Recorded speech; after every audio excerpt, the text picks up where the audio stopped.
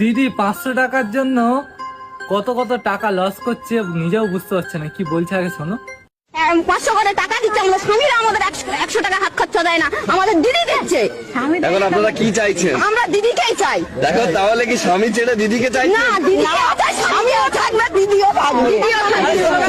আরে দিদি 500 টাকা হয়তো তোমাকে মাসে দিচ্ছে, কিন্তু তোমার হাজবেন্ড 100 টাকা দিতে পারে না, দুঃখ করছো কেন দিতে পারছে না সেটা আগে দেখো। ওই তোমাকে 500 টাকা দিচ্ছে, আর তোমার হাজবেন্ড যে কাজ করে তোমাকে টাকাটা দেবে সেই কাজটাই তো নেই, তাহলে 100 টাকাটা দেবে কি করে? 500 টাকা দিয়ে তোমার হাজবেন্ড হয়তো 15-20 হাজার টাকা একটা কাজ করতো, সেই কাজটা নেই, সেই কাজটা দিচ্ছে না, এটা বোঝো।